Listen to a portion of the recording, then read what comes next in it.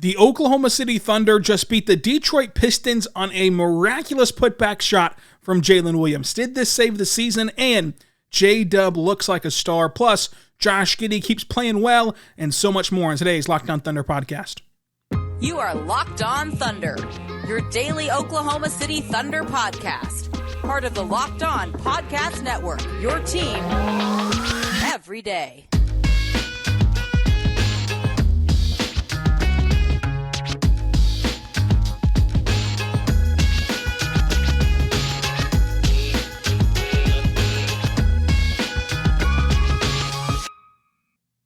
Let's get it going on the Locked On Thunder podcast, on the Locked On Podcast Network, your team every day. I am your host, media member, and editor-in-chief over at thunderousintentions.com, Rylan Stiles. You can follow me on Twitter at Rylan_Stiles. Follow the show on Twitter at LOThunderPod. Email the show, LOThunderPod@gmail.com. On today's show, we're going to dive into the Oklahoma City Thunder pulling off a thrilling win over the Detroit Pistons. Did Jalen Williams put back, tip in, save the season, and the way that he looks like a star in this matchup? Plus, Josh Giddey plays extremely well. Dort looks good as well. Will, more impactful than the box score shows, and we got Wiggins minutes, and we loved it.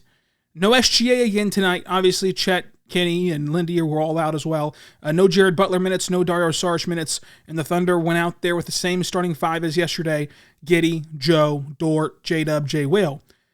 And Jalen Williams out of Santa Clara looked like an absolute star. For everyone that is sitting there clutching their pearls at the sound of footsteps from Jalen Williams coming to catch up to Paolo Banchero in the Rookie of the Year race, and saying and fending it off by saying, oh, well, Paolo would be great too if he was next to Shea. Oh, Paolo is only inefficient because he doesn't have a guy like Shea to help him take off the offensive load. Well, while those are true, Jalen Williams in 2 games without Shea here playing winning basketball, playing meaningful basketball, took 19 shots in this game, still hit 58% of them, had 8 rebounds, 6 assists, a block on Jaden Ivey, 27 points, and the game-winning putback with 0.5 of a second remaining, which will likely seal the postseason for OKC if everything goes according to plan as Dallas falls to Philadelphia in tonight's contest as well. One thing's for certain, we wouldn't be talking postseason right now had that putback not gone in, had Jalen Williams played a small fraction of a percentage worse than he did today. Like if his production drops off even a small fraction amount, the Thunder do not win this game. The Thunder will have lost 2 in a row against the Hornets and Pistons, and things would be all a jumbled mess in the West, even though they'd still be clinging to the 10th spot right now because Dallas lost. It would not be looking good for the future, especially with how the schedule shakes out. So this truly did save the season through the lens of the play-in. Obviously, the season's a win-win, and it wouldn't have technically mattered either way in the grand scheme of things. But if you just only look at it through the view of the play-in and trying to make the playoffs, this season got saved by that beautiful tip-in by Jalen Williams. But it was not just that put-back last play, which we're going to talk about at length coming up. It was the profile, the portfolio, the resume that he put together in this game as a scorer. And with that scoring, he brought the energy with him.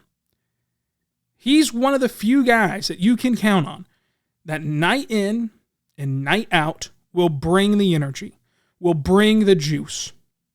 He's never going to walk into the arena and have a bad night. He's never going to walk into the arena and not give you 100%. He's never going to walk into the arena and not give a total effort, be lethargic, be lackadaisical.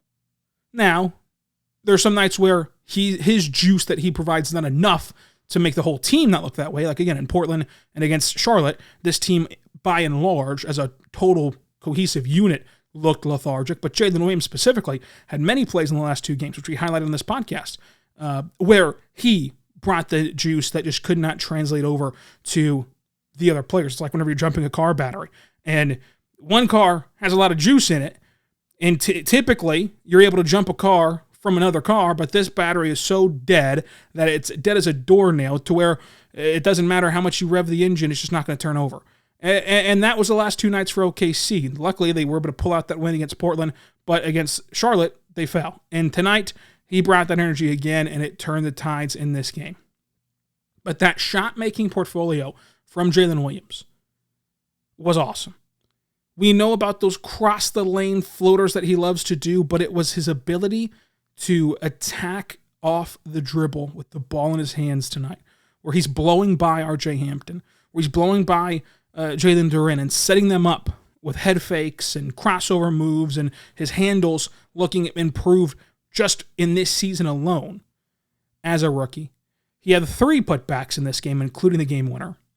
He was able to score off of screens coming around them, navigating the pick and roll, including that elbow jumper in which Sarr just obliterated Gino on that screen. And one of the more impressive parts is 2 plays that just so happen to, I think, both be against R.J. Hampton. One, where he's just attacking the rim, fully downhill, and R.J. Hampton is just not in the play, tries to wrap up J-Dub to save the bucket and make him go earn it at the free throw line. But J-Dub finishes through that wrap-up, gets the and one, gets the crowd back into it, and obviously it's better to get 3 points than just the 2.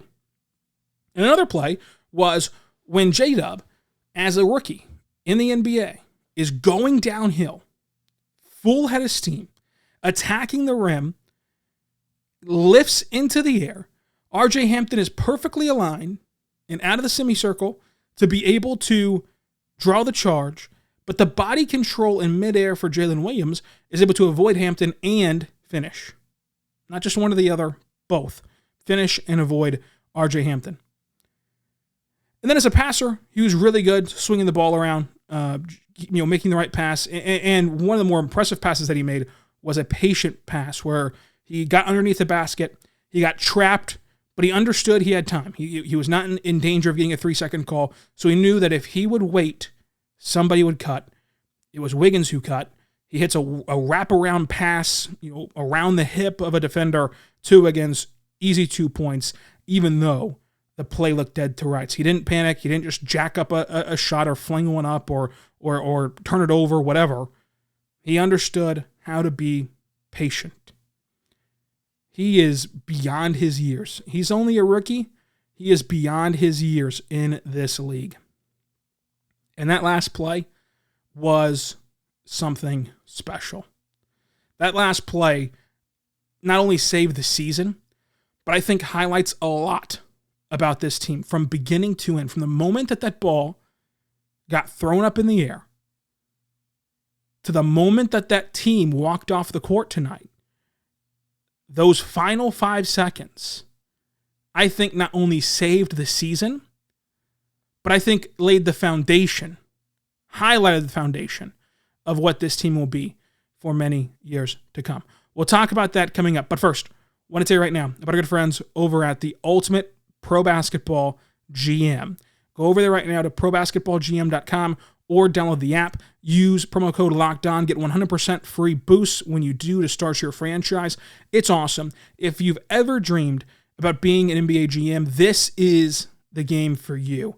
Because, folks, it's a game that we got started with, and the Locked On NBA crew cannot get enough of. We're in our own competition to see who can win the most rings, and you get in there and you start as this kind of expansion franchise where you have nothing. You've got to build this thing from the ground up by hiring and firing the right coaches, by developing players, by making draft picks, free agency, everything, training the players, putting them in position to succeed, and including controlling not only front office decisions, but like stuff like ticket prices. You can do everything in this game. Very comprehensive game.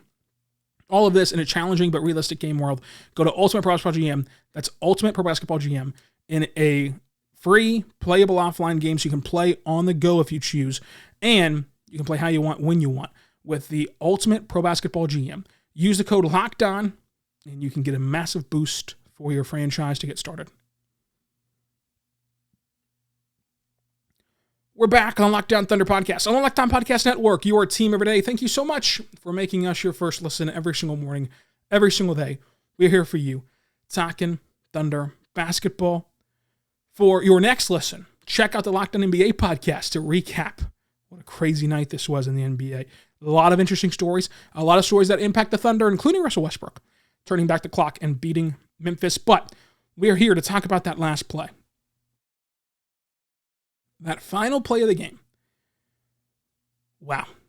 Let's just start with this.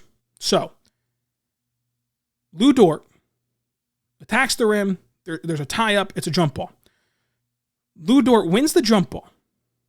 And I am so impressed with Mark's ability to not panic here, because I'm going to go through the play. Dort wins the jump ball. Giddey scrambles over, gets the ball from saving it from going out of bounds, and is trapped. So he's trapped in the corner, Giddey is, with 5 seconds left. He splits that trap with this step spin move that gets him to his back shoulder, where he's falling away, and puts up one of those hook shot, push shots that Giddey has made before. He did that with 2.9 seconds left. Dort dives to the rim after the jump ball, which just confuses the lights out of the Pistons. The Pistons didn't know what to do, because Eugene Omoruyi is watching this all unfold, and I think it just appeared as though Eugene thought that this Giddey shot, he thought that the time was in such a way that the Giddey shot would end the game, no matter if he made it or missed it, because he's just standing there. He got kind of caught in no man's land. And this forces Levers to go over and box out Dort, who dove to the rim. Nobody picks up J-Dub, though, who Levers left. And so Levers is kind of looking at this play and thinking that the ball is going to pop off toward Dort. And so he prioritized tagging Dort, pushing him out of the way, and he did a good job. If that ball would have ricocheted that direction, there's no rebound, there's no putback, Pistons win.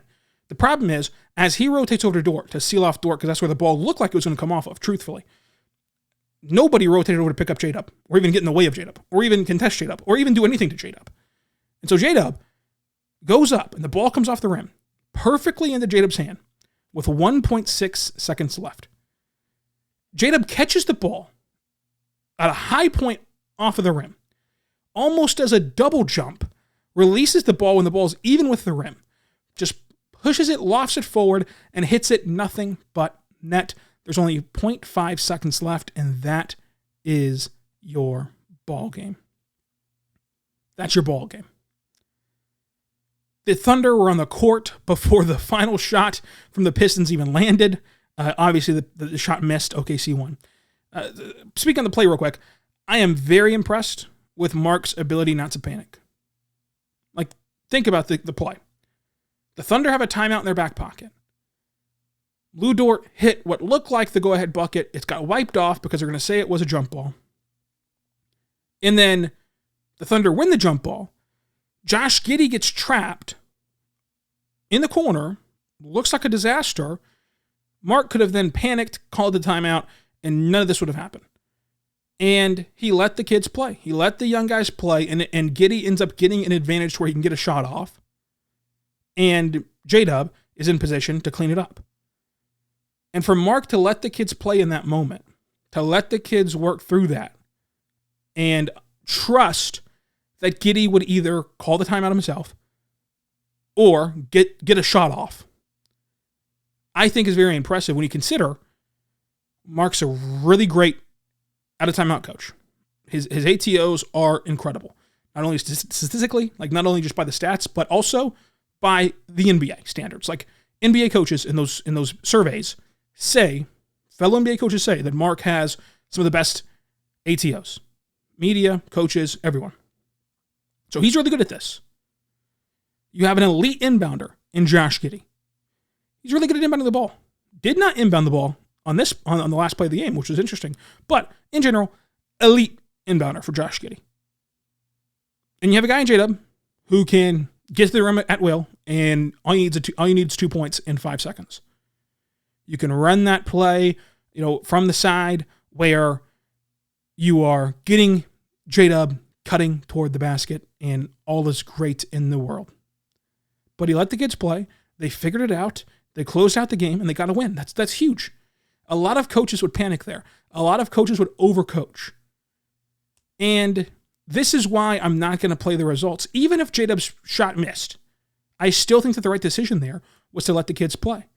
Because we saw a couple nights ago, where you draw up the perfect ATO, everything goes right, J-Dub is open at the basket, you have an elite inbounder inbounding the ball who's made this pass 9,000 times, it's one of your bread and butter plays, and the pass just goes a touch too long and it goes out of bounds instead of an easy 2. So, that's not foolproof proof either. And so to trust the kids to get out of that moment and then they do it, I think was pretty cool. But what I think signifies for the future of this team, not only the fact that J-Dub and Josh Giddey played so well, but also this team continues to be a fantastic team when it comes to vibes, off the court, camaraderie, feelings, everything. J-Will, SGA, they're sprinting out of the bench. Chet's sprinting over to J-Dub. They're celebrating. They're throwing water. It's just a complete and total pandemonium breaking out for OKC. Eugene Omoruyi is just sitting there taking a picture in the middle of it all with his Pistons jersey on, which is one of the pictures of the year for OKC in the thumbnail of this video. I asked J-Dub about Omoruyi, and it's really telling. It's really telling whenever you hear Mark, Dort, J-Dub, everybody who's ever contacted Eugene. Cam Woods, I've talked to a lot of people. I've heard a lot of people talk about Eugene. Everyone says the exact same things about how much of a true to himself person that he is, about how much of a great friend and human being that he is. And for him to have only been in OKC for this short amount of time, but touch these guys in such a way that he means this to them, I think is telling for him just as a human being, regardless of basketball and anything else. He's playing really well. He's playing really well basketball in Detroit. But nonetheless, I asked J-Dub about his Instagram post of Omoruyi leaving some things at J-Dub's house, and J-Dub did say that he did bring some bags to the arena to give to Gino after this game was over. But the celebration, the guys picking each other up at every moment of this game, where you're riding the roller coaster, you're riding the seesaw back and forth, and then afterwards you win it. And no matter the fact that, say, a guy like Josh Giddey missed the potential game-winning shot, he was happy that J-Dub hit his game-winning shot. SGA running out onto the floor to celebrate those guys. It just all kind of culminates and means something for this team, because we continue to see it. This is a pattern that we continue to see, that this young team continues to be awesome on and off the floor. Josh Giddey was great. 18 points, 5 rebounds, 7 assists, a steal, which turned immediately into a point with a pass by Josh to a trailing J-Dub, who finished with the rim. Josh Giddey only shot 6 for 19, but he was a plus 11 in this game. He was 6 for 7 at the free throw line. And remember, throughout this season, we've been talking about how historically bad his free throw rate is. And that's not Josh Giddey's fault. It's more so the refs. They're just not giving him free throws. And it's something that Mark has talked about a lot of. Josh is so big for his position that refs don't understand. Hey, guys are bouncing off of him, but those are fouls. Those are fouls on a 6'9" point guard. And he got the line 7 times in this one. And so that was great to see for him. I think that the most impressive play from Josh Giddey was the pass where he gets so deep under the basket to where his foot is almost out of bounds. It's almost on the baseline. It gets almost kaput. And then he pulls out this behind-the-back pass to a cutting Wiggins for an assist. It blows my mind that he pulled out a behind-the-back pass while nearly out of bounds on the baseline. That's just stuff you don't see. He continues to be an elite passer. He continues to be a quarterback. Not just the long Wes Unseld outlet passes, the stuff like this, where the Thunder are running in transition. They find Josh Giddey at half court on the opposite side of the floor of Isaiah Joe. Josh Giddey takes it across half court, starts to dribble toward Isaiah Joe, who's in the slot on the opposite wing. Joe is just getting stared down by Josh Giddey. Isaiah Joe is obviously an elite 3-point shooter. The Thunder are obviously comfortable letting Isaiah Joe shoot transition threes. So the Pistons obviously scramble to go rotate over to Joe and take away what they think Josh Giddey wants. Josh Giddey never takes his eyes off of Joe, throws a beautiful no-look pass to Wiggins, who's trailing on the play. Wiggins is able to catch it in stride, step into the 3, knock it down, and go 3 for 3 for Wiggins from 3. That kind of stuff, dictating the defense with your eyes, plus being able to dictate the defense with the way that you move the ball. Special playmaking stuff from Josh Giddey. He had 4 really nice rim finishes, really aggressive, attacking smaller matchups in this one. Again, shot 6 for 19. But other than that, he was awesome. And even that, I love his aggressive nature in this game. We'll continue talking about Wiggins. We'll continue talking about the impact that Will made. But Lu Dort deserves a lot of credit too. 20 points, 3 steals, 6 rebounds, an assist. He went 43% from 3. You absolutely take that. 3 for 7 for him. 46% from the floor, 38 minutes. He had a monster jam. And a beautiful poster in this one, another dunk. Let Lu Dort dunk. Like why doesn't he dunk? Like that can solve all of this if he's willing to go up that strong in traffic and willing to just simply put the ball in the cylinder. Quit trying to lay it up. It has not worked in his entire career, but dunking does work for Lu Dort. I think also on that note, it would have been really special for him to be able to not have that jump ball called, and he's able to muster up a rim finish to win the game for OKC. Like, what a moment that would have been for him, who's been a terrible rim finisher his entire career. He's had a bad stretch of basketball. He's gotten a lot of heat from everybody involved. And he comes out, plays really well tonight, and almost had the game winner. Did win the game by keeping the possession from the jump ball for OKC. And without the Pistons panicking to go pick up and tag Dort, there's no way J-Dub puts that ball back because Levers would have stayed on J-Dub and boxed him out. So a lot of that last play comes down to Lu Dort. And a lot of this game comes down to Lu Dort.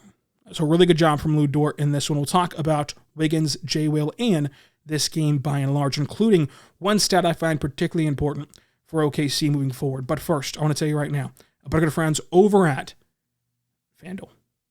FanDuel is awesome. Go to FanDuel.com/lockdown right now because they have fantastic options for you, especially if you're a new customer, because you get a bonus bet up to $1,000. That's a credit back if your first bet does not win up to $1,000. So make sure you go to FanDuel.com/lockdown. That's FanDuel.com/lockdown to get started to sign up. And there's some pretty important games, including opening day around baseball. But let's hit up the NBA as we get closer and closer to the postseason. Pelicans, Nuggets, important one in Denver tomorrow. Nuggets, 7-point favorites. Celtics, Bucks. Celtics are 3.5-point underdogs against Milwaukee in Milwaukee. So you can go check out those lines and much more at FanDuel.com/lockdown. That's FanDuel.com/locked-on.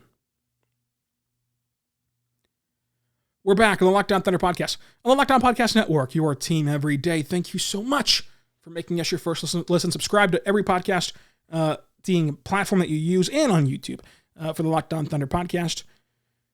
Do your thing, 21. Aaron Wiggins was awesome in 31 minutes. 19 points, 2 assists, 4 rebounds, a steal, 2 blocks, a +2, 72% from the floor, 3 for 3 from 3. Incredible game from him. He's a high-impact player. He brings the juice. Wiggins would make all-juice team. Like, we have all-NBA. We have all-defense. We have all-rookie. If we had an all-juice team, Wiggins would be on it. Wiggins would be on an all-juice team for me. And I think that if you want to hone in on one thing, the 3 for 3 from 3 is great. That's awesome. The steal, the block's great. To me, it's the motor. Especially whenever you consider the up-and-down nature of his role, where some nights he's playing 12 minutes or less. Some nights he's playing over 30 minutes. The elite motor that he shows on both ends of the floor to just be running, racing up and down, always in the right position, always on time on both ends. That is great stuff from Wiggins. Great stuff from Wiggins. Will. His box score probably would not leap out to you if you didn't watch this game. 7 points, 2 assists, 2 steals, 6 rebounds. But he goes 2 for 3 overall. All his shot attempts were from 3. 2 for 3 from 3. But he was way more impactful than his numbers showed.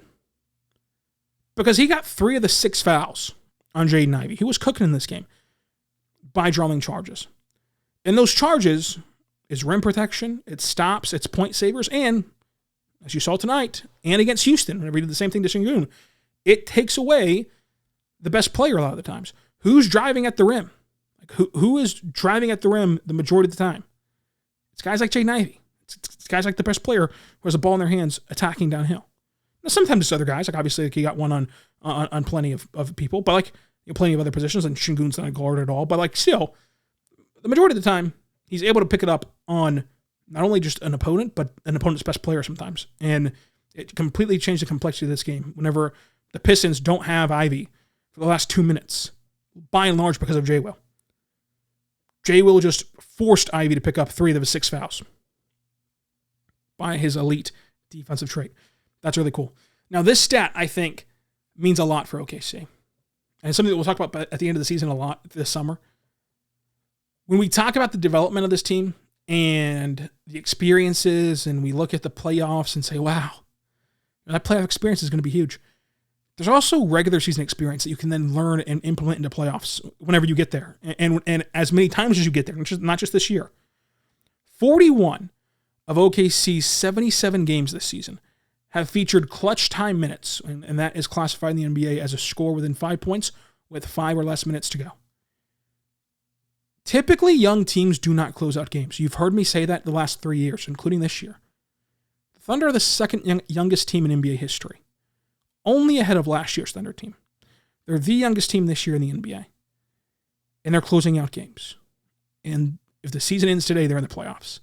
And they control their own destiny with the way that the Pelicans schedule lines out, with the way that they have the tiebreaker over the Mavericks, with the Portland Trailblazers tanking, the way that they're in the playoffs right now, and you know, it's just the Mavericks and Jazz and Blazers all out. They control their own destiny right now with only like 4 games left or whatever it is. And that is invaluable experience. Like that is valuable experience that you cannot take away from this team. And there's going to be nights like last night where you didn't win the game, and you can learn how to win the game in that moment. You learn, hey, you know what? We got to start taking these things seriously, because we didn't take that game against Charlotte seriously back in 2023, and it almost knocked us out of the postseason race. So here in 2024, 2025, we understand that this team might only have 10 wins to their name, but those are still NBA guys that are capable of jumping up and beating us any single night. And then you have games like tonight where you do find the resolve to win games. You have the games where SGA is hitting buzzer beaters. You have the games where you can just rattle them off. To play this many tight games is really good for this young team. Because for one, it's not like you expect them to be blowing teams out. Like you expect them to beat the Hornets, right? But like other than that, like you're not expecting them to go 82 games with the majority of them being blowouts. You expected this young team to be competitive, and they have been, to the tune of 41 clutch games. That stat from Nick Gallo, Bally Sports Oklahoma, and Thunder.com, and incredible guy, Nick Gallo. Shout out Sparky Gallo. But nonetheless, really cool stat from all of this. OKC led by 8 points. They only got down by 6. 14 lead changes, 11 ties. 14 lead changes, 11 ties with no SGA, and they found a way to get it done. Get it done. Pistons won the rebounding battle 42-38. OKC forced 17 turnovers, but only gave it away 9 times themselves. The Thunder dominate fast break points, 20-2. 20-2 in fast breaks for OKC. The Thunder won points in the paint, 52-46. They lost second chance points, 17-13. OKC shot 44, 34, 76. Detroit shot 50, 48, 71. MVP of this game is Jaylin Williams. He's a PTP, a primetime player. What a game from him. They'll try to do it again on Friday against the Pacers. We're going to recap that game afterward. Tomorrow's show, let's talk Chet Holmgren. Let's talk about the Instagram post that's been running rampant for a week now. We'll also talk about SGA and everything else around the sun. You can drop your questions on YouTube and on Twitter at @Riley_Styles for that episode as well. But until then, as we get set for an impactful weekend in OKC with that Pacers game and the Suns looming, be good and be good to one another.